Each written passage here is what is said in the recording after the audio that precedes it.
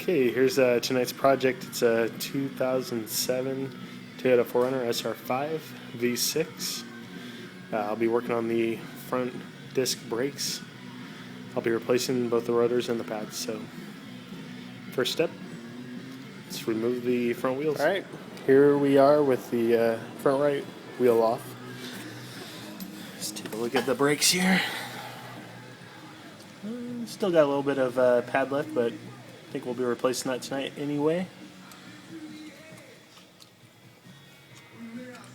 So bear with me as I continue on with this. Alright, so one of the first steps here, we'll be removing the pad retaining pins. So if you see right here, got pads on either side. There's a pin right here. Not sure if you can see it. Try a little light on this.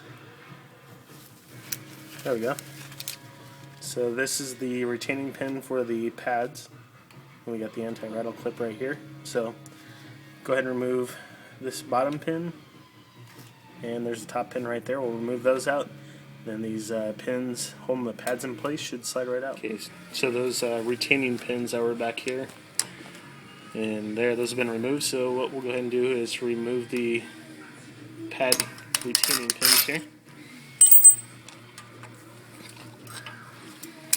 Slide that right on out. Pull off the anti-rattle clip. It's basically sitting right there. Now we should be able to get the pads out. I need to release some of the pressure from the caliper pistons. You can see those on the sides here. Right in there, there's the pistons. So I think once we get the tension removed off these, they should slide right out. So you'll see them after they're removed. Okay, so what we're doing right now, we'll put a light on this first. What I'm going to do is, here we got the brake pads here, the other side, so what I'm going to do is relieve some of the pressure against the disc brake, or the rotor I should say. What I'm going to do is just get the pliers here, pinch it a little bit. That should get some of the pressure off the brake pad.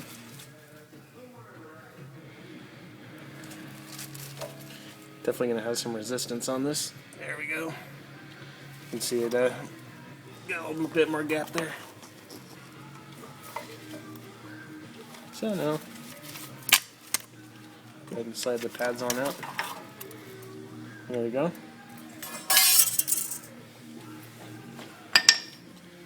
Pads out, get the other side, and be back in a second. Okay, so at this point we're about ready to take off the caliper. So holding this thing in place, there's two bolts on the back side here. See if you can see that. There we go.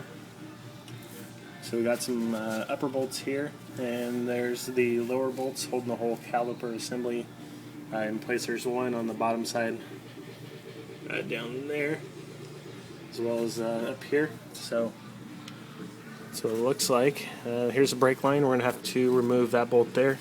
I'll give it some flex so that we're not working against this very rigid piece of steel tubing. So that'll be the next step. So remove this bolt here, remove the two lower bolts holding the caliper assembly in place, and we'll be ready to take the disc off here. Okay, so the two caliper bolts I was pointing out earlier, those have been removed. It's let's see, 17 millimeter sockets. These are the two bottom bolts on the caliper here. So there's turn the light on here. So there's the bottom, top. Got a nice handy coat hanger to hang the caliper, so we're not stressing the rubber hose that the caliper is connected to. So at this point, we can go ahead and remove the disc here. It should just pop right off. So let me apply a little pressure here. There we go. So there's the hub. Whole disc is off.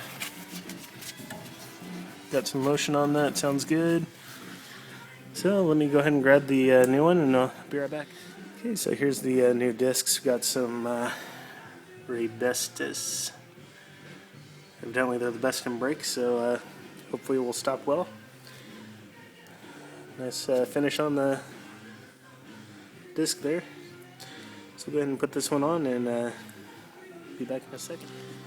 Okay, so there's a new disc on. So at this point, go ahead and put the caliper back on, the two 17mm bolts. Go ahead and reconnect the rubber hose mounting bolt up there.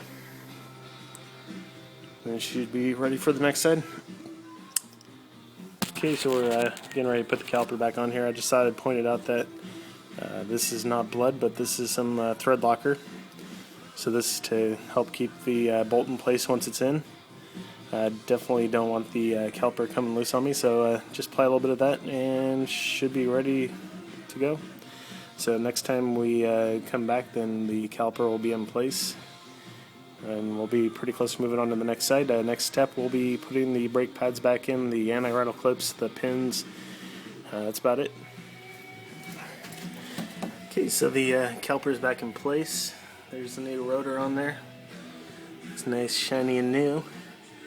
So what I'm going to do at this point, I'm going to go grab the new disc brake pads. In this case, I got some Wagner thermo quiet ceramic. Did some reading online about these. I guess they do have some quite a bit of dust that they let off. These are my first time running these, so I guess I'll see, maybe report back how much dust I'm getting on the wheels after install.